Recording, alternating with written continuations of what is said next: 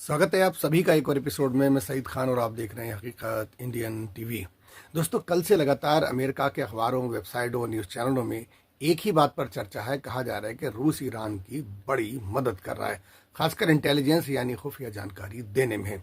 America की सबसे बड़ी परेशानी यह है कि ईरान को इतनी सटीक जानकारी आखिर कैसे मिल रही है कि ईरान के मिसाइल और ड्रोन सीधे उन्हीं जगहों पर हमले कर रहे हैं जहां अमेरिका या उसके सहयोगियों के ठिकाने हैं। ये सवाल भी उठ रहा है कि ईरान को कैसे पता चल रहा है कि अमेरिका एयरबेस कब खाली किए गए और सैनिक कहां जाके ठहरे हुए हैं। यहां तक कि कुछ रिपोर्ट्स में यह भी कहा जा रहा है कि ईरान को यह भी जानकारी थी कि यूएई और कुवैत में कुछ खुफिया एजेंसियों के लोग कहां मौजूद थे।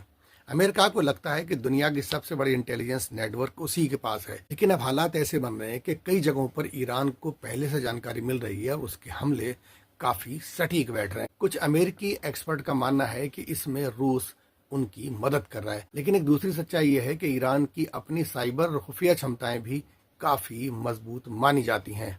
कई बार ईरान से जुड़े हैकर ग्रुप इसराइल और दूसरे देशों की प्रणालियों को निशाना बना चुके हैं। दूसरी तरफ रूस और चीन के लिए भी ईरान का मजबूत रहना रणनीतिक रूप से अहम माना जाता है। इसलिए माना जाता है अगर हालात और बिगड़ते हैं तो ये देश किसी न किसी रूप में ईरान का समर्थन कर सकते हैं। इस पूरे युद्ध का असर सिर्फ मध्य पूर्व तक सीमित नहीं रहेगा। तेल के रास्तों और खासकर होर्मुज बंद रहने की वजह से दुनिया भर की तेल की कीमतों को लेकर चिंता का विषय बना हुआ है। अगर ये रास्ता लंबे समय तक बंद रहता है तो वैश्विक बाजार में तेल की कीमतें बढ़ सकती हैं और इसका असर कई देशों की अर्थव्यवस्था पर पड़ सकता है। कुछ एक्सपर्ट ये भी कह रहे हैं कि इस जंग की वजह से अमेरिका संसाधन और हथियार काफी तेजी से खर्च हो रहे हैं। इसका असर यूक्रेन जैसे दूसरे मोर्चों पर पड़ सकता है। यानी कि अमेरिका के इतने हथियार खत्म हो गए हैं और लगातार खत्म हो रहे हैं। ये जंग कई मोर्चे पर छिड़ने से अमेरिका के हथियार लगातार खत्म होते जा रहे हैं और अमेरिका इस स्थिति में नहीं है कि अपने आप को बचाए या यूक्रेन को हथियार देकर उसकी मदद करे। कुल मिलाकर दुनिया के लिए हालात इस वक्त बेइंतहा नाजुक हैं। अगर ये लड़ाई लंबी चलती है